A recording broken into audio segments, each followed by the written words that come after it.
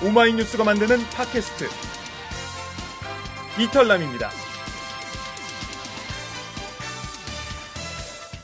이털남 목요일 편은 사는 이야기 다시 읽기가 방송됩니다.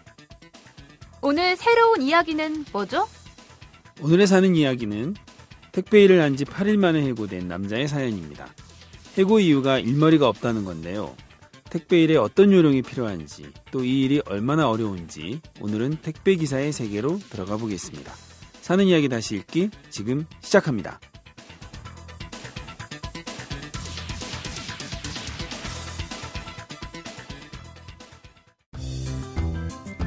오마이뉴스의 특산품 사는 이야기가 팟캐스트로 다시 태어났습니다. 우리 이웃들의 소소한 이야기를 두 남자와 한 여자가 직접 들려드립니다. 때론 웃음 짓게, 때론 눈물 짓게 만드는 이웃들의 사연 궁금하지 않으세요? 이준호, 최규화, 이은영의 사는 이야기 다시 읽기.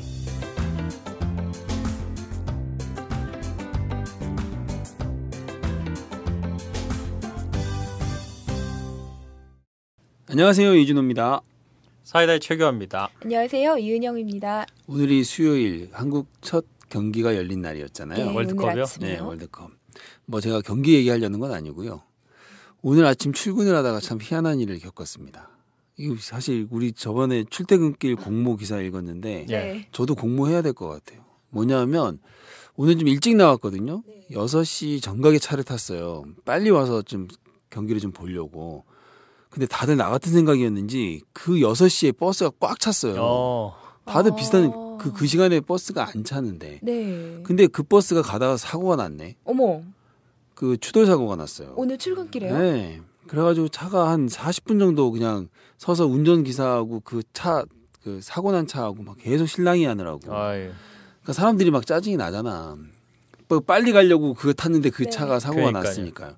그러니까 나중에 같은 노선에 다른 버스가 왔어요. 그래서 그 버스로 급한 사람은 가라 그래서 그 버스로 옮겨 탔거든요. 그리고 그 버스를 타고 한남동에서 내리는데 그 버스가 또 택시를 들이박았어. 어머. 그러니까 제가 오늘 아침에 탄 버스 2대가 다 사고를 내는 이상한. 어머. 오늘 어디 제가 무슨 다치신 일진이 데는 없었어요. 다행이네요. 다치고 뭐 크게 부딪힌 건 아니고요. 네. 그냥 가볍게 이제 접촉 접촉 사고가 사고가. 났는데 그거 가지고 이제 실랑이 때문에 이렇게 오래 걸린 거거든요. 그래도 일단 병원을 가보시는 게 좋지 않을까요? 아니요, 저는 사고가 난지도 몰랐어요.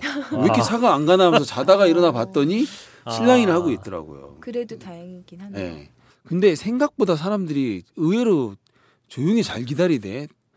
나는 그냥 막 부글부글해가지고 막 너무 뜻대로 안 되니까 빨리 가려고 탔는데 그래서 혼자서 막 보니까 나 혼자만 궁시렁궁시렁 거리고 있더라고요. 다들 가만히 앉아서 네. 그러니까 7시 넘어가니까 다들 핸드폰 딱 보고 핸드폰으로 그냥 축구만 보고 경기를 있어요. 가만히 느긋하게 즐기고 있더라고요. 어. 저도 그래서 그럼 축구나 보면서 할까 했는데 내 건 또 와이파이도 또 안 터져 또. 참 오늘 일진이 좀 사나웠습니다. 네. 저도 지난 시간에 제가 그 지하철에서 만난 약간 좀 이상한 네네네. 약간 깡패 같은 아저씨에 네. 대해서 얘기를 드렸잖아요. 네네. 그래서 그 얘기를 하면서 제가 말문을 다시 제가 이런 일을 또 겪을까 싶은 일이라고 제가 말씀을 드렸는데 또 겪었구나. 어제 제가 어디 볼일을 보러 갔다가 이제 저녁에 들어가는 길이었어요. 그래서 오. 그 지하철 1호선 한 10시쯤에 1호선을 탔거든요. 네. 저기 시내 쪽에서 종로 쪽에서. 근데 거기 취한 분들 굉장히 많이 타잖아요. 근데 그 중에 한 분이 이게 그 좌석이 다 차 있었어요. 근데 이분이 척 보기에도 만취 상태예요. 서 있는 것도 신기할 정도로 그런 분이신데 중년의 남성분이신데 이분이 그 좌석 앉아 있는 어떤 젊은 남자분하고 젊은 여성분이 앉아 있는 그 사이에 엉덩이를 막 비집고 앉으려고 계속 막 낑낑거리는 거예요. 그러니까 이 젊은 여자는 완전 놀래가지고 사색이 됐지. 눈이 동그래져가지고 손으로 이렇게 막고 오지 말라. 전 처음에 그 무릎 위에다가 앉는 줄 알았어요. 제가 그때 저번에 무릎 위에 앉았냐고 그 얘기. 여자분 무릎 위에 앉는 줄 알고. 이 사람이 취하면 곱게 취해야지. 이게 변태인가 막 이런 생각을 하고 또 막 살짝 고민을 했죠. 이것도 내가 나서야 되나 말아야 되나. 네. 근데 그래서 사이를 비집고 계속 앉으려고 이렇게 ong덩이를 꼼지락꼼지락 계속 하다가 결국 옆에 있는 그 젊은 남성분이 네. 좀 짜증을 내면서 이렇게 좀 밀쳤어요. 네. 그랬더니 안 넘어지던가요? 안 넘어졌어요. 뭐 호랑나비 춤을 한번 추면서 그 와중에 중심을 잡아가지고 양손으로 이렇게 손잡이를 잡고 네. 예. 그 거의 그 여성분을 덮칠 듯 말 듯 해서 아이고. 바운스 계속 하면서 이제 이런 와중에 제가 이제 내리게 됐죠. 근데 그 앉아 있는 사람이 그 앞에서 그렇게 바운스를 하고 있으면 차라리 앉으라고 하고 난 일어날 것 같다. 그쵸. 불안해서라도. 그럴 것 뭐 같은데. 오바이트라도 하면 그러니까 진짜 대중교통의 이야기는 끝이 없군요. 네, 참 그럼요. 별의별 사람들이 다 네. 어울려 살고 있는 이 대한민국 서울입니다. 자, 오늘 이야기 들어보겠습니다. 네. 네, 갑자기 이렇게 오늘 이야기로. 아니 왜냐하면 우리 저기 강 PD가 네. 네. 우리 자꾸 시간 늘어진다고 하도 잔소리를 해서 우리 바로 들어가야 돼요. 네, 알겠습니다. 네, 오늘 이야기는 택배 얘기입니다. 예, 제목은 택배 배달 8일 만에 깔끔하게 잘렸습니다. 라는 제목이고요. 6월 14일에 오마이뉴스 사는 이야기 면을 통해서 소개된 글입니다. 변창기 시민기자님이 써주셨네요. 한번 읽어보겠습니다.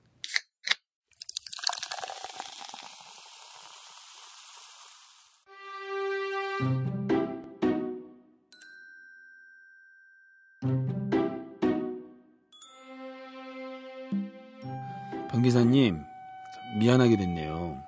소장님하고 부장님하고 반장님이 회의를 했다는데요. 택배 작업 특성상 병 기사님한테 계속 일을 시키기엔 무리가 따른다고 하네요. 6월 2일부터 저는 택배 배달원 일을 하게 됐습니다. 그런데 출근한 지 8일 만에 업체 소장은 이런 결론을 내렸습니다. 이유는 일머리가 없다는 거였습니다. 저는 아무 말 못하고 받아들일 수밖에 없었습니다. 일머리 없다는 말을 50여 년 살아오면서 수도 없이 들어온 터라 마음은 담담했습니다. 6월 10일 화요일 새벽 5시쯤 일어나 출근했습니다. 8일째 출근하는 날이었습니다. 전국에서 대형 화물 탑차 4대가 왔고 짐을 다 내리니 택배 영업소 창고 안이 전국에서 온 물품으로 가득 찼습니다. 짐을 구역별로 나누고 송장을 정리한 뒤 선임이 저한테 말했습니다. 이제 일주일 지났으니까 오늘부터 혼자 한번 해보세요. 가정집 25장 물표 드릴게요. 저는 송장에 나온 대로 택배 물품을 트럭 가득 싣고 배달구역으로 출발했습니다. 그때가 오전 11시쯤. 저는 배달을 빨리 하려고 애썼습니다. 그러나 주소지를 찾는 게 여간 벅찬 일이 아니어서 골목골목까지 배달하기가 수월치 않았습니다. 경비실에 두랬다가 다시 전화를 해서 집 앞에다 두라는 분도 있었고 사는 곳이 그곳이 아니니 다른 곳으로 배달해달라는 분도 있었습니다. 이래저래 돌다 보니 어느새 오후 5시가 넘고 말았습니다. 그냥 가지고 들어오세요. 선임한테 송장 10여 장이 남았다 하니 일단 들어오라 했습니다. 저는 남은 품목을 트럭에 실은 채 다시 영업소로 들어갔습니다. 제가 싣고 온 물품을 보자 영업소 소장이 한숨을 쉬며 말했습니다. 아이고야, 큰일 났대. 일주일 됐는데도 못 치고 나가면 안 되는데 일을 어쩌겠노. 선임이 다시 저를 불렀습니다. 식품은 빨리 돌려야 합니다. 4개 남았네요. 주소 찾는 거 쉽게 알려드릴 테니 같이 나가봅시다. 선임은 송장을 확인하더니 제가 가져간 4개의 식품 상자를 자신의 트럭에 옮겨 싣고는 차에 올랐습니다. 저도 따라 탔습니다. 그는 트럭을 몰고 다시 제 구역으로 갔습니다. 그는 송장을 보면서 주소지를 찾았습니다. 휴대폰에 저장된 지도를 검색하고 위치를 파악하더니 차를 몰고 빠르게 이동했습니다. 일 처리를 잘하는 그가 우러러 보이기까지 했습니다. 4개의 택배 물품을 다 배달하고 저를 집으로 태워주고 있는 가운데 어디선가 선임한테 전화가 왔습니다. 그는 예를 몇 차례 하더니 전화를 끊고 저한테 미안하다며 내일부터 출근 안 해도 된다고 통보했습니다. 처음엔 택배 일을 쉽게 생각했습니다. 그냥 영업소로 배달된 물품들을 주소지 찾아서 배달해주면 될 거라고 간단히 여겼습니다. 주소지 찾는 건 인터넷 지도 찾기가 잘 돼 있어서 쉬울 거라고 생각했습니다. 그러나 그건 제 생각일 뿐이었습니다. 실제로 택배일을 해보니 힘들고 어려웠습니다. 다른 직원들은 모두 쉽다고 하는 일마저 저한테는 쉬운 일로 다가오지 않았습니다. 택배를 업으로 살아가려면 우선 무거운 물품도 거뜬히 들 수 있는 힘이 있어야 합니다. 아침 6시까지 출근하면 먼저 해야 할 일은 덤프트럭보다 길고 큰 대형 트럭에 실려온 택배 물품을 동별로 나눠 내리는 겁니다. 서너 시간 그렇게 작업을 하는데 물품을 다 내리고 나면 온몸이 땀에 절고 기진맥진하게 됩니다. 곧바로 송장이 나눠지고 구별, 동별, 담당 배달원이 해당 물품을 트럭에 싣고 배달을 나갑니다. 실습 때 선임은 저한테 쌀 40kg 한 포대를 어느 빌라 5층까지 배달하고 오라고 했습니다.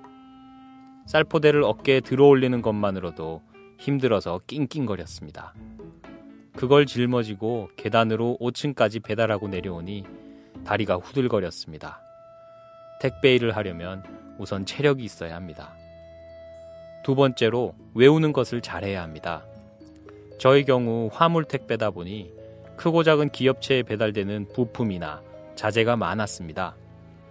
업체와 지역별 특성에 맞게 업체 이름을 보고 여러 곳에 나눠 놓아야 했습니다. 선임은 어느 업체 물품은 어디에 두라고 여러 차례 말했지만 저는 일주일간 실습을 해봐도 도통 알 수가 없었습니다. 세 번째로 운전을 능숙하게 해야 합니다. 골목골목 다니다 보니 길이 좁아 지나가지 못하고 도로 후진해서 큰 길로 나와야 할 경우도 많았습니다. 특히나 어린이들이 많이 지나다니는 곳에서는 정신을 바짝 차리지 않으면 언제 무슨 사고가 날지 모릅니다. 다른 배달원 이야기를 들어보니 크고 작은 사고를 많이 당한 듯 했습니다. 사고가 발생하면 거기서 발생하는 손해 비용을 업자와 배달원이 50%씩 부담한다고 합니다. 몰던 트럭이 사고로 망가지면 고치는 비용도 그렇고 상대방이 다쳐서 병원비가 들 때도 50%씩 물어야 한다는 겁니다. 조심조심 안전운행을 해야 하는데 택배 배달원의 현실은 그게 아닌 것 같았습니다. 그날 온 물품은 그날 배달해야 하기 때문에 서두르지 않으면 안 됩니다. 네 번째로 일머리가 있어야 합니다. 택배 배달은 변수가 참 많았습니다. 공사 현장이나 공장에도 들어가야 하고 아파트나 가정집, 상가도 가야 합니다. 대기업의 경우 공장이 크다 보니 입구에서 시간을 많이 보내야 할 경우도 있었습니다. 집 주소가 다른 경우도 있었고 연락처가 다른 경우도 있었습니다. 어느 땐 둘 다 달라서 배달이 안 되는 경우도 있었고 나는 어느 곳에 사는데 그게 왜 그곳으로 갔느냐며 항의하는 경우도 있었습니다. 또 송장에 적힌 대로 배달해주니 서울로 보낸 물건이 왜 도로 돌아왔느냐고 항의하기도 했습니다. 변수가 참 많은데 그런 상황에 빨리빨리 대처하지 못하면 배달이 한정없이 늦어지고 밤늦도록 일해야 하는 경우도 많이 생기는 것 같았습니다. 다섯 번째로 동작이 빨라야 합니다. 저는 좀 느릿한 편입니다. 바쁘게 하는 것을 보면 정신이 하나도 없어집니다. 차분하게 천천히 해야 일이 됩니다. 하지만 택배 일을 하면 늘 물량은 많고 시간은 부족한 상황에 놓입니다. 최대한 빨리 해야 겨우 퇴근 시간에 맞춰 끝내게 됩니다. 저는 마지막 날 혼자 배달을 나갔는데 점심도 못 먹고 배달했지만 겨우 절반밖에 배달하지 못했습니다. 여섯 번째로 길을 빨리 익혀야 합니다. 여전히 택배를 보낼 때 구주소, 집원 주소를 사용하는 경우가 많았습니다. 하지만 현장에 가보면 모두 신주소, 도로명 주소로 모두 다 바뀌어 있었습니다. 주소가 다르니 집 찾는 게 어려웠습니다. 아파트나 빌라 같은 건물은 그나마 찾기가 수월했습니다. 그러나 일반 주택가 중에도 작은 골목 속에 있는 곳은 어디가 어딘지 도무지 알 수 없는 경우가 많았습니다. 일곱 번째로 트럭 운전은 물론이고 지게차도 운전할 줄 알아야 합니다. 저는 트럭만 조금 몰 줄 알지 지게차는 몰지 못합니다. 다른 직원들은 모두 지게차 운전까지 잘했습니다. 화물로 온 물품들은 대부분 무겁고 큰 게 많았습니다. 택배로 온 물품들을 구역별로 나눠 놓지만 화물로 온 물품들은 지게차로 창고로 옮겼습니다. 아침에 온 물품을 내릴 때나 오후에 보내는 물품을 처리할 때 지게차가 많이 쓰였습니다. 저는 택배업소에 취업한 지 8일 만에 깔끔하게 잘리고 말았습니다. 이번 일을 하면서 제가 느낀 것은 저한테 택배 일은 맞지 않는다는 거였습니다. 택배 일 하시는 분들이 참 대단하다는 생각도 들었습니다. 아무나 할 수 없는 직업 중 하나인 것 같았습니다. 그동안 저는 간혹 집에 택배 물품이 오면 그냥 건성으로 받곤 했습니다.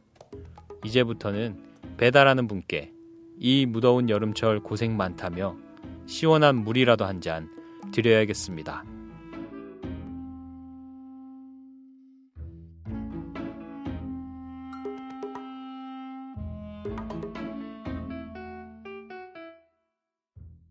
네, 잘 들었습니다. 야, 택배 일이 참 어렵네요. 이런 많은 기술이 필요한지 오늘 처음 네. 알았네요. 아니 보통 세상에 쉬운 일이 어딨냐 이렇게 네. 그냥 쉽게 얘기는 하는데 네. 참 쉬운 일이 없네요. 저는 사실 택배는 생각을 많이 안 해봤기 때문에 네. 그냥 이제 주소지 찾아가서 또 요즘은 또 내비도 잘 발달했으니까 별 어려움이 없을 거라고 생각을 했는데 이게 읽으면서 만약에 나라면 어떻게 했을까 이런 생각이 좀 많이 들었어요. 저도 되게 헤맬 것 같아요. 이게 택배 기사분들의 이제 노동 뭐 이런 거를 다룬 기사도 참 많고 네.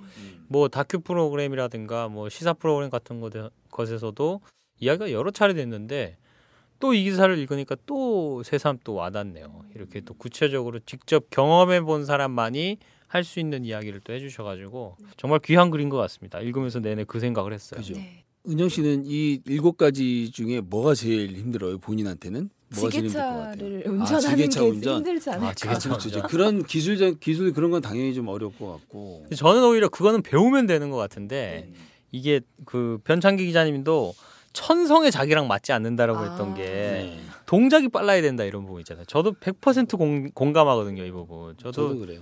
예, 막 뭔가 막 빨리빨리 막 이렇게 막 타닥타닥 이렇게 막 특히 그 무슨 프로그램이죠? 생활의 달인인가요? 네. 그 네. TV 프로그램에 나오는 막 달인들 보면은 뭐 기계처럼 진짜 타닥타닥 막 이렇게 해가지고 하잖아요. 그러니까 이제 그게 이제 시간이 지나서 숙련이 되면 아무 생각 없이 그냥 할 수 있는데 그거 배울 때까지. 맞아요. 예. 저는 이제 읽으면서 나 같으면 진짜 요즘 말로 멘붕이 되겠다. 멘붕이 올 것 같은 상황이 몇 개 있어요. 저럴 때 동작이 빨라야 될 때 하고 그 다음에 뜻하지 않은 변수가 생겼을 때 저는 계획한 대로 안 되면 갑자기 어떻게 해야 될지 저는 잘 모르거든요. 네. 그러니까 그게 그런 게 좀 여기서 말하는 일머리가 아닌가 싶은데 뜻하지 않은 일이 생겼을 때 빨리빨리 대처할 수 있는 능력인데 저는 그게 되게 없어요. 이게 다양한 아르바이트를 하면서 습득이 되는 것 같아요. 그래서 저도 평소에는 좀 느린 편이에요. 예. 손이 좀 느린 편인데 공장이나 이런데 뭐 식당이나 이런 데서 아르바이트 할 때는 제가 좀 다른 모습이 보여요. 공장에서 아, 아르바이트 네. 해보셨다고 그랬죠? 여러 공장에서 아. 아르바이트를 했는데 그때는 어떤데요?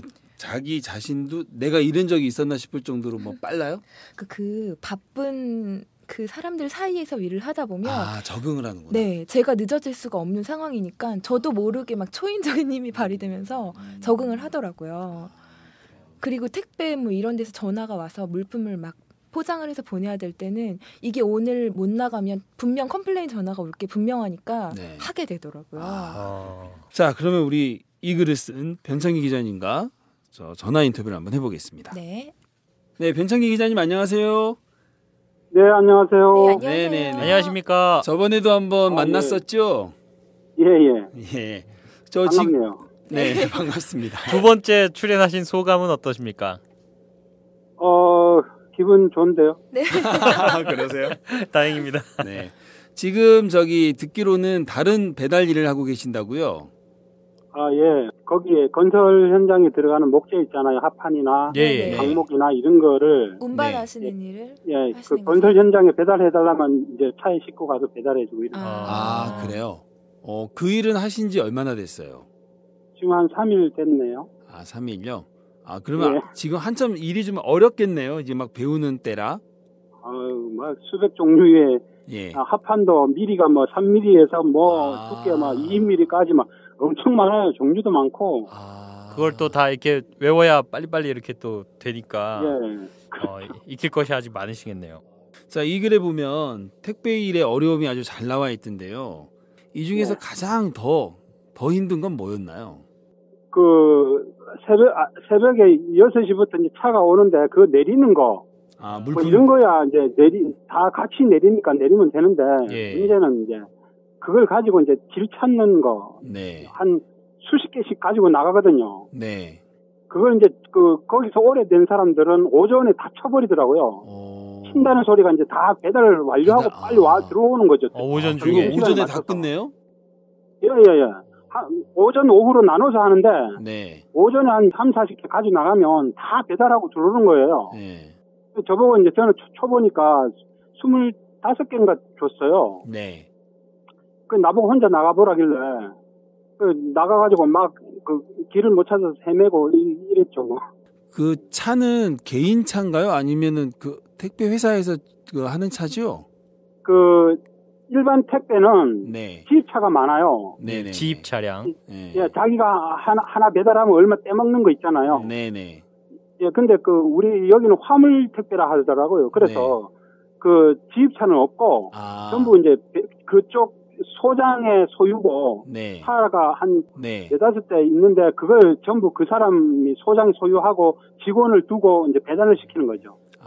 어떻게 보면 신분상으로는 지입 차량을 운전하는 택배 기사분들보다는 좀 나은 편인 게 됐네요. 그러면 그 개인 사업자가 아니라 노동자인 거죠. 그렇죠. 야, 거기 소속된 노동자죠. 그런데 사고가 나거나 그러면은 반반씩 물게 하는 거예요? 예, 그러더라고요. 그 얘기 들어보니까 오래된 사람들 뭐 많이 물어줬다 하더라고요. 그런데 이렇게 하면은 택배 기사한테 떨어지는 돈이 얼마 정도인가요? 아니에요. 우리는 월급제예요. 네. 월급제. 이거는 그렇겠군요. 지입과는 달라서. 초보가 처음에는 이제 220만 원을 내놨는데 그 교차료 맨날 실려요. 네. 그 사람들이 안 오니까 이제 10만 원 더 올려가지고 230만 원에 올려놓는데 일이 워낙 힘들어서 잘 안 가나 보네요. 힘들어가지고요. 사람이 며칠 일하고 한 일주일 일하고는 가버려요 다. 예, 그래 놓으니까 이제 막 그 일하는 사람들은 되게 깡다구가 있는 분들이더라고요. 깡다구가 있는 분들. 그분들은 거기서 일하신 지 오래된 분들이겠어요. 예, 5, 6년 되고 막 오래된 사람은 막 한 20년 된 사람도 있고. 잔뼈가 굵은 분들이네. 예. 택배 쪽이 아니라 화물 쪽이신 것 같은데. 맞아요. 네, 화물 택배 이러더라고요. 네. 화물 쪽은 아무래도 택배보다는 좀 무겁고 짐이 더 네, 많고 맞아요. 그렇지 않나요? 중량물이 크고 무거운 게 엄청 많이 오더라고요. 막. 그러면 너무 무거운 거는 지게차로 다 들어내고 이제 조금 무거운 거는 이제 사람이 들고 막 이래요. 그러면 화물 택배 말고 일반 가정집을 중심으로 하는 그런 택배 쪽도 한번 생각해 보시지 그러셨어요. 그거는 전부 지차로 대신하니까 그런 데는 그거는 또 그렇군요. 없더라고요. 예. 그거는 자기 차가 있어야 되는군요. 예예예. 탑차 있잖아요. 왜 탑차. 네네네. 맞아요. 우리는 화물 택배라서 그냥 일반 트럭에다가 싣고 갖다 줘요. 네. 근데 택배 회사는 탑차라 해야 돼. 화물은 안 돼요. 그렇군요. 그런 차이가 또 있구나. 그러니까 그거는 전부 지입차 자기가 차를 사가지고 개조를 해서 거기 이제 지입차 구합니다. 이러면 기사로. 그렇군요. 근데 이제 글에 보면은 일반 가정집도 배달하셨죠? 그렇죠. 화물 택배니까. 화물도 하면서 가정집도 하고. 예, 다 해요. 예.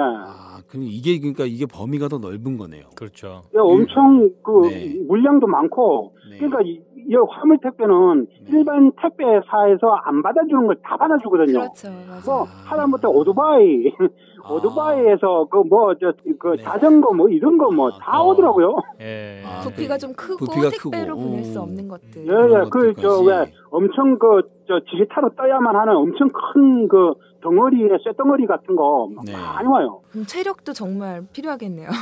힘도 많이 들고. 요령도 필요한 것 같고요. 체력 그러니까 통뼈 힘이 좋아야 될 것 같아요. 허리 힘이 좋아야 될 것 같아요. 그렇군요. 그러니까 그러니까 길도 빨리 찾아야 되고 뭐 운전도 잘해야 되고 그 주소지도 빨리 찾아야 되고 뭐 물건도 잘 내려야 되고 하여튼 이거 완전히 그 전천후로 요구하는 게 되게 많네요. 축구에서 그렇죠. 멀티플레이어 같은 그렇지. 그런 그렇네요. 그래 보면 일머리 없다는 말을 50여 년 살아오면서 수도 없이 들어온 터라 마음은 담담했다라고 했는데 그래도 상당히 답답하셨겠어요. 뭐 상당히 속상하고 뭐 네. 그런 면이 있었죠. 그러셨군요. 다른 사람은 다 해나가는데 왜 난 못할까 뭐 이런 거. 그럼 지금 일은 이제 3일째 됐다고 했는데 좀 어떠세요?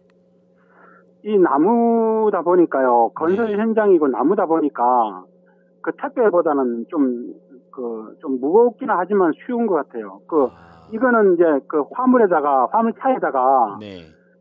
그 물량 되게 좀 싣고 네. 한 곳 현장에만 가거든요. 그래 놓으니까 거기만 배달하고 또 와서 또 싣고 또 다른 데 가고 이러니까 저는 좀 쉽죠. 여러 곳에 막 왔다 갔다 안 하니까. 그러니까 막 쫓기지는 않겠군요. 예. 이거는 뭐 네. 건설 현장에 현장에 갖다 주기만 하면 되니까. 그리고 또 이제 주소도 찾기가 쉬워요. 건설 현장이니까 표가 나잖아요. 그렇군요. 막 골목골목 막 이렇게 찾아다니고 막 주소 찾고 이런 일은 이제 안 해도 된다는 거죠. 예. 아무쪼록 지금 하시는 일이 좀 오랫동안 꾸준히 좀 하실 수 있으면 좋겠네요. 네. 몸 건강히 잘 일하시길 바랍니다. 예, 고맙습니다. 네네. 고맙습니다. 힘내십시오. 네. 좋은 일만 있을 겁니다. 고맙습니다. 네. 고맙습니다. 네, 수고하세요. 네.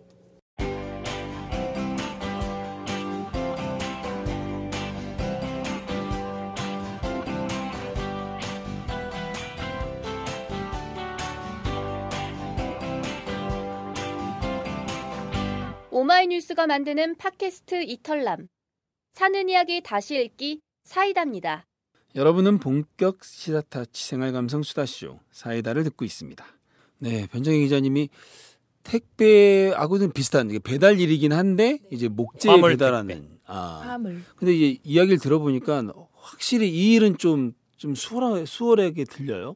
그죠? 무겁고 이러긴 한데 말이 그래서 그렇지. 네. 이것도 사실 안 하던 사람이 하려면 어렵긴 보통 하겠죠. 일은 아닐 거예요. 그 목재라는 게 이게 뭐 한두 근 나가는 것도 아니고. 그렇죠. 그리고 종류도 아까 말씀하신 것처럼 되게 무지하게 종류가 많기 많다고 때문에.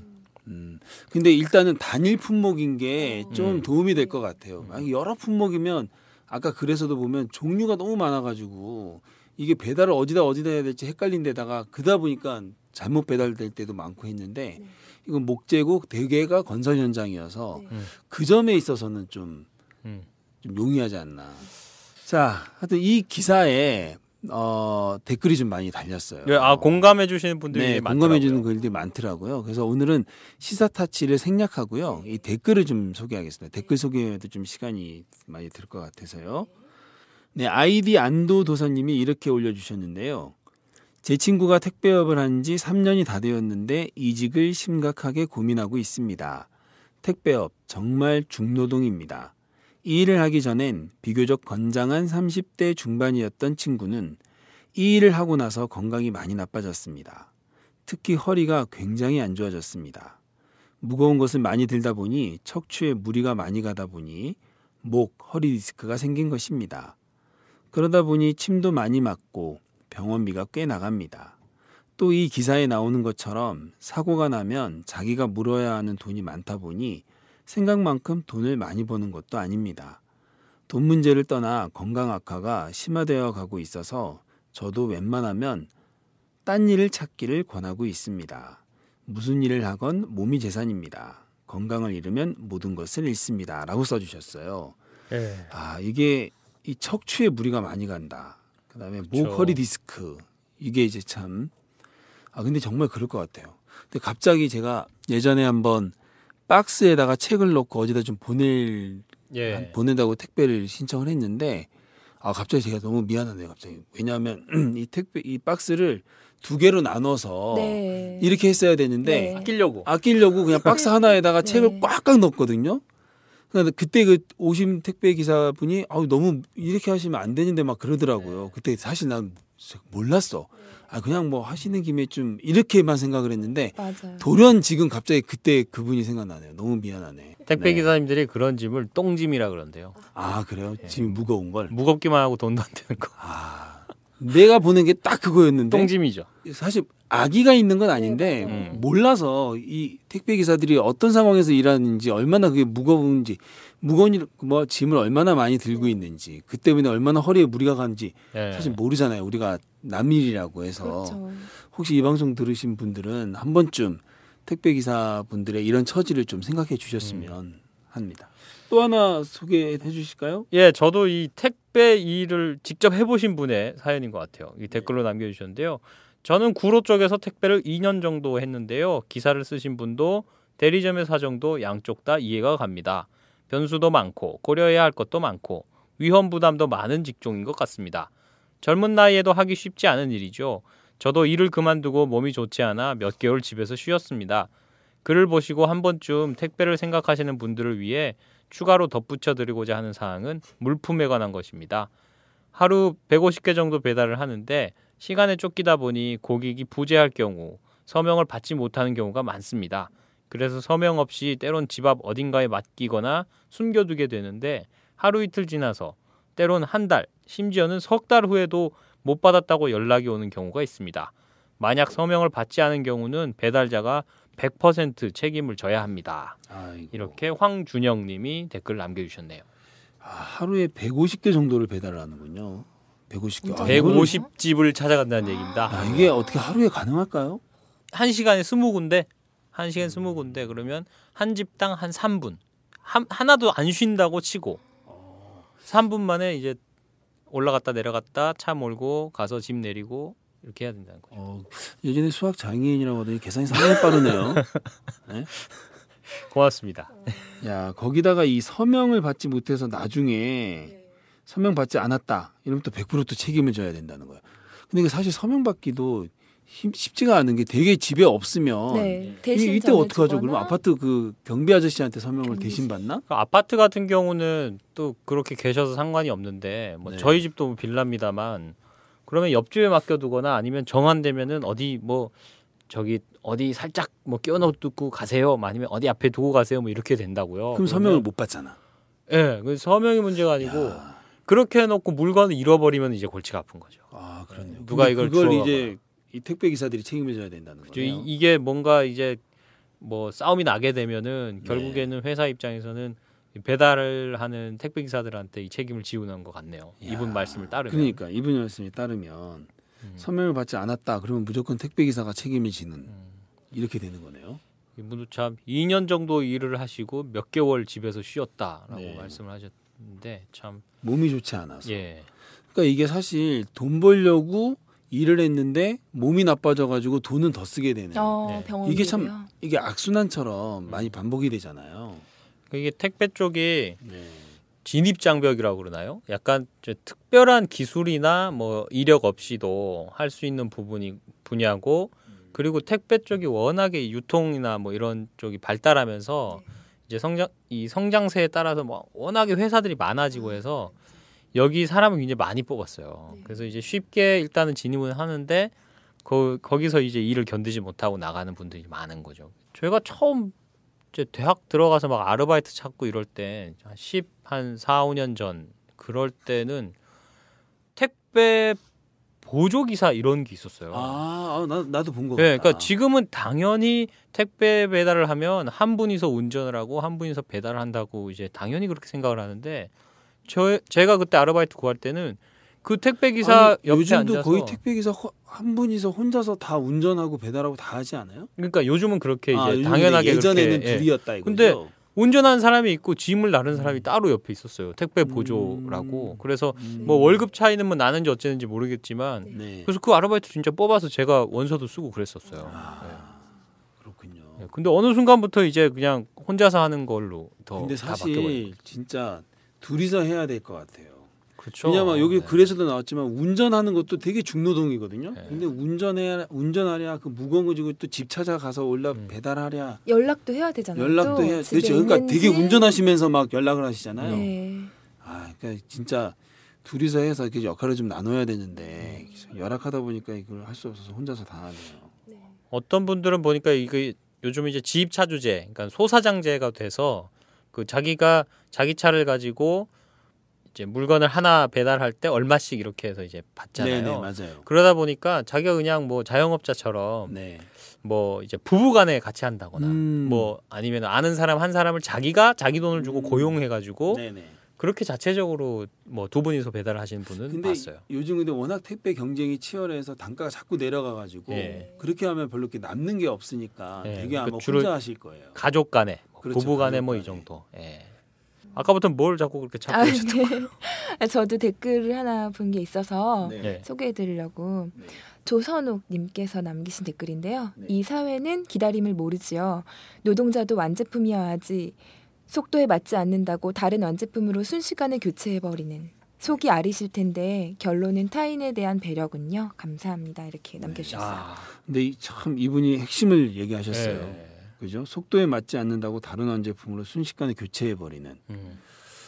아, 그렇죠. 그리고 저희가 이제 너무 이 택배 기사 분들의 이 뭐 뭔가 노동 환경에 대한 얘기만 하느라고 네. 이 글의 결론을 약간 놓친 게 있었는데 이 변창 기자님이 이렇게 자기가 좀 약간 억울하게 이렇게 하루 아침에 이제 해고를 당하고도 네. 결론은 나는 다른 택배 기사님들한테 잘해줘야겠다 이렇게 또 마음을 먹었거든요. 네. 그래서 그 지점을 이 조선옥님이 아주 잘 짚어주셨네요. 맞아요. 결론은 예. 타인에 대한 배려다. 예, 얼마나 착한 사람입니까? 아이, 그렇죠. 이런 의미에서 저희가 했던 그 사소한 캠페인이 그렇죠. 네. 의미가 있었어요. 의미가 그렇죠? 있었어요. 네. 한 번 더 할까요? 한 번 더 하죠. 네. 네, 저도 아니 그리고 사실 네. 우리가 사소한 캠페인은 꼭 우리가 할 때만 하자는 건 아니잖아요. 그렇죠. 네. 앞으로도 이게 좀 생활이 되면 좋겠다는 거니까. 저도 그 이후로는 늘 이렇게 감사의 메시지를 보내고 있어요. 아, 잘하셨어요. 네. 예, 그 밖에도 이제 그 댓글 남겨주신 분들 중에 많은 분들이 네. 뭐 응원의 메시지들 많이 주셨어요. 네, 그래서 네. 변창 기자님한테 맞지 않는 일일 뿐입니다. 뭐 네. 이제 맞는 일, 적성에 맞는 일 찾으실 겁니다. 힘내세요. 네. 뭐 이런 응원의 댓글들이 많이 있었습니다. 네. 자, 그러면 오늘 기사 이야기는 여기까지입니다. 네, 다음은 덤시입니다. 네, 오늘 읽어드릴 덤시의 제목은요. 어진 사람입니다. 읽어보겠습니다.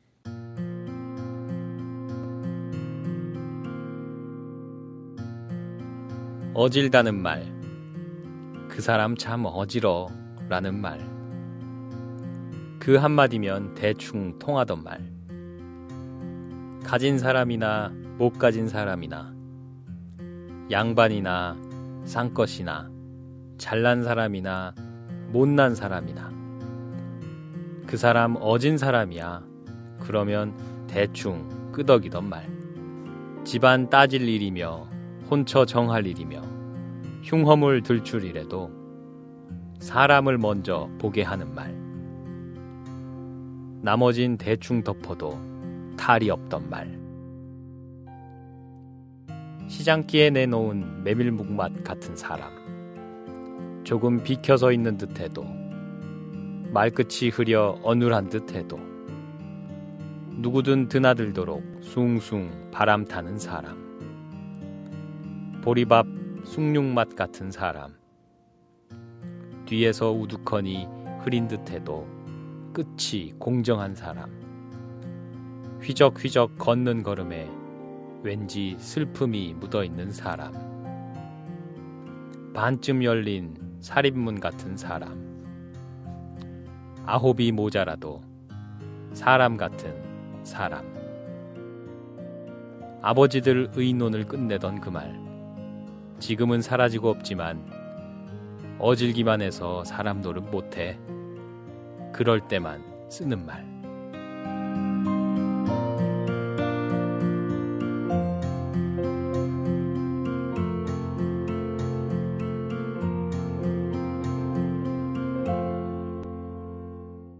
네, 여기까지입니다. 그러니까 이 시가요. 어질다는 말을 요즘은 예. 좋은 의미로 쓰지 않는다. 이런 예. 뜻이 담겨 있는 거죠. 그렇죠. 어진 사람이라면 누굽니까? 이렇게 이런 사람입니다라고 얘기를 쭉 했죠. 그런데 지금은 사라지고 없는 사람. 예, 그리고 아버지들의 의논 마지막에 어질기만 해서는 사람 노릇 못해라는 그런 말 속에만 등장하는 사람이 돼버렸죠. 예. 요즘은 이 어질다라는 말을 하면 약간 비아냥의 뜻으로까지도 쓰일 것 같아요. 어질다라는 이 표현 자체를 듣기가 참 힘들어진 것 힘들죠. 같아요. 다른 표현으로 뭐 좋다, 사람 좋다, 뭐 착하다, 뭐 이런 표현은 있어도 어질다라는 표현을 참 듣기가 어려워요. 예전에 그 제가 다니던 학교에 그 농구팀이 있었는데요. 이 농구팀의 감독이 그 덕장이라는 소리를 들었어요. 덕장. 근데 그 덕장이라는 말이 참 좋은 말이잖아요. 네. 근데 우리 학생들끼리 쓰는 말의 그 덕장은 좋은 뜻이 아니었어요. 그래요? 황태덕장 뭐 그런 덕장. 그런 게 아니고 덕만 있지 능력은 없다. 이런 의미로 쓰였어요. 그러니까 예를 들어 이런 거죠. 아버지가 뭐 이렇게 좀 너그럽거나 뭐 이런 아버지 상이 있었잖아요. 한때는. 그런데 이제 그런 거는 다 필요 없다. 아버지는 이제 돈만 잘 벌어주면 된다. 그걸 이제 노골적으로 이제 이야기하는 시대가 있었죠. IMF 이후에. 아버지는 돈을 잘 벌어야 된다. 그래서 뭐 대박 나세요 뭐 이런 게 서로 덕담이 되고 막 이런 것처럼. 그러니까 이 시를 읽다 보니까 세태가 이렇게 바뀌었구나. 예전에는 사람들이 뭐 이렇게 어질고 이런 덕이 있고 이런 것을 실제로는 그렇지 못하더라도 그런 것이 참 좋은 사람이다라는 것이 어떤 공통된 인식이라도 있었는데 지금은 이거 드러내놓고 그런 건 좀 무능력한 것 이런 식으로 생각을 하고 되게 좀 이렇게 돈을 좀 많이 버는 사람이 좀 능력 있고 최고이고 이런 식으로 좀 바뀐 거 아닌가. 이 시를 읽다 보니까 그 생각이 드네요. 예, 제가 이 시를 가져오려고 생각했던 게 그 변창희 기자님이 이제 이번 글도 그렇고 주로 이제 일을 하면서 겪는 어려움 그리고 특히나 이제 일자리를 구하기 어려워지고 또 일을 하다가도 금방 또 이렇게 또 그만두시게 되고 이런 이야기들을 많이 좀 보내주시는데 뭐 이 지금 세상 뭐 자본주의 세상이라고 하죠. 뭐 돈이 중심이 되는 세상에 보면 늘 이렇게 어진 사람들이 푸대접받는 세상인 것 같아요. 그래서 여기 나오는 어진 사람이 어떤 사람이냐? 사람을 먼저 보게 하는 말. 그게 바로 어질다라는 말이라고 했죠. 그리고 어진 사람이란 반쯤 열린 살인문 같은 사람. 저는 이 표현이 굉장히 좋았어요. 반쯤 열려 있다. 뭔가 이제 단단하지 않고 야무지지 못하다는 의미가 될 수도 있지만 그 열린 틈으로 사람이 들어올 수 있지 않은 그런 이제 여유, 품 뭐 이런 걸 좀 보여주는 것 같고 그 위에 보면 우두커니 흐린 듯해도 끝이 공정한 사람 뭐 이렇게 또 표현을 했어요. 그래서 이런 사람들 좀 어진 사람들이 대접받고 어진 사람들이 큰 일을 하고 이런 사람들의 세상이 좀 왔으면 좋겠는데 뭐 우리가 일을 할 때도 그런 사람들은 늘 좀 푸대접받고 좀 소외되고 세상이 참 점점 더 좀 살기가 답답해지는 것 같고 뭐 우리가 사는 삶 속에서도 이제 가치가 자꾸 뒤바뀌고 있는 것 같고 그런 생각이 좀 들었습니다. 그래서 그 모든 가장자리라는 시집에서 이번 시를 가지고 왔고요. 백무산 시인이 써준 시집입니다. 2012년에 창비에서 나온 시집입니다. 오늘 시 아주 딱 맞는 시를 잘 골라왔네요. 자, 덤시를 마치고 다음은 사소한 캠페인입니다. 왜 캠페인 안 해요? 소에 너무 무게를 두다가. 자, 우리 이번 달 사소한 캠페인은 꼭 가족뿐만이 아니어도 됩니다. 그죠? 사랑하는 사람, 주변 친구, 동료에게 그 사랑의 메시지 전하기. 사랑의 카톡 보내기죠. 사랑의 카톡 보내기입니다. 참여 방법은 제가 설명해 드릴게요. 사소한 캠페인에 인증샷과 참여 후기를 보내주세요. 캠페인은 페이스북과 카톡 메시지를 통해 참여하실 수 있습니다. 페이스북 이털남 페이지는 주소 www.facebook.com/eTULNAM이고요. 카톡 아이디는 오마이사이다 OHMYSAIDA입니다. 많이 참여해주세요. 네, 많이 참여해 주십시오. 네, 일단 제가 계속 이 사소한 캠페인을 해놓고 계속 주저하고 있었거든요. 지난번 그 택배 기사님께 그 감사의 단문 보내기 때는 제가 꼭 했었는데 계속 너무 부끄럽고 이래서 계속 미뤄왔었는데 특단의 조치로 제가 다음 주까지 반드시 가족에게 사랑의 인사를 보내고 인증샷을 페이스북 페이지에 올리겠습니다. 가족 뭐 특정해서 누굽니까? 아내입니까? 아버지한테 하겠습니다. 알겠습니다. 아버지한테 단 한 번도 진짜 아버지 상당히 어려운 시옷도 해본 적이 없어요. 사랑한다는 말 전 한 번도 없었는데 제가 지난번에 엄마한테 하트를 막 보냈다가 딸 일찍 귀가하세요. 아빠 시중 들고 이런 메시지를 받으세요. 뭘 들고? 시중 들으라고. 시중 들으라고. 빨리 가서 엄마는 외출 중이니까. 아니 왜 어머니가 하고 많은 그 단어 중에 아니, 시중이라는 단어를 엄마 사랑해요 그랬더니 아빠 시중 들어라고 딸 들어간 일찍 거예요. 귀가하세요. 아, 엄마가 너무 그러게요. 너무 약간 저기 야박하다. 섭섭해. 아니 평소에 그렇지 않으신데. 이제 갑자기 왜 그러셨는지. 그 옛날로 돌아간 듯한 상당히 고전틱한 용어를 쓰셨네요. 네. 다음 순서로 넘어가겠습니다. 네. 다음은 청취자 퀴즈입니다. 네, 청취자 퀴즈도 제가 안내드릴게요. 네. 글쓴이는 처음 택배일을 쉽게 생각했다고 했죠. 특히 주소지를 찾는 건 인터넷 이것이 잘 돼 있어서 쉬울 거라고 생각했답니다. 이것에 들어갈 말은 무엇일까요? 보기가 있습니다. 1. 친구 찾기 2. 맛집 찾기 3. 지도 찾기 4. 숨은 그림 찾기 5. 지뢰 찾기 4번, 5번이 다 좋은 답이네요. 헷갈리죠? 네. 아주 헷갈립니다, 지금. 응모 방법은 사소한 캠페인과 같습니다. 페이스북 이탈남 페이지와 카톡 메시지 오마이사이다로 응모 가능하시고요. 청취자 퀴즈에 응모해주신 분을 추첨해서 책 또는 연극 관람권을 보내드리겠습니다. 저희가 보내드리는 상품 중 책은 오마이뉴스 12명의 시민기자가 쓴 오마이북의 나는 시민기자다고요. 연극 관람권은 대학로에서 공연 중인 기주봉, 정재진, 주진모 주연의 관객 모독입니다. 당첨되신 분께는 저희가 관람권 2장 보내드리고 있고요. 정답 남기실 때는 둘 중 원하시는 상품 꼭 남겨주세요. 참여 기다리겠습니다. 네. 이번에 객관식으로 다시 바꿨네요. 네. 주관식을 했더니 너무들 어려워하시는 것 같아서 네. 안 되면 금방 역시 한국은 객관식입니다. 네. 네. 자, 지난주 정답은 어떻게 되나요? 지난주 정답은 세이프였습니다. 그때 그 회사에 지각 안 하려고 딱 맞춰 들어갈 때 세이프 외치면서 네. 들어간다고 했죠. 이걸 외치면서 겨우 들어갈 수 있다고 했는데 이것에 정답을 맞춰주신 분은 따로 없는데 네. 재밌는 정답을 남겨주신 분이 있었어요. 급변. 저희가 지난주 기사를 읽을 때 뭐라고요? 급변이라고. 급변 이렇게 외치면서 들어가는 겁니까? 회사에 회사 들어가면서 급변. 출입증 삑 찍고 문 열리는데 급변. 그분이 저와 같은 상황이었나 봐요.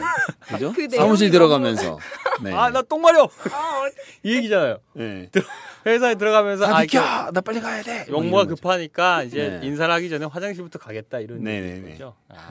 급변. 누군가요? 이런 급변 사태를 답으로 남겨주신 분. 네, 저희 페이스북에 항상 즐거운 유쾌한 오답을 남겨주시는 김선님이십니다. 축하드립니다. 아유, 고맙습니다. 네. 저희가 아마 이거 시작한 이래로 처음으로 오답자한테 하지 네, 않았나요? 네, 네. 맞죠? 네. 저희가 맞습니다. 오답자한테도 준 적이 있었나? 없었어요. 그동안은 정답자에게만. 네, 정답자에게도 안 준 적은 있었죠. 오답자에게 준 적은 없었죠. 네. 이번 시간 마무리해야겠습니다. 흔히 세상에 쉬운 일은 없다고 합니다. 이 말뜻을 알면서도 남이 어려운 일 하는 것엔 무심할 때가 많죠. 내일이 힘들 때만 이렇게 말하는데 이제 남 어려운 사정도 헤아리면 좋겠습니다. 택배기사를 포함해 우리가 편하게 살 수 있게 해주는 모든 일에 감사하고 그 일을 하는 노동자들을 배려하며 살면 좋겠습니다. 오늘 방송 마칩니다. 이 방송은 10만인 클럽 회원들의 후원으로 만듭니다. 참여하고 싶은 분은 02-733-5505 내선 274번으로 전화하면 됩니다.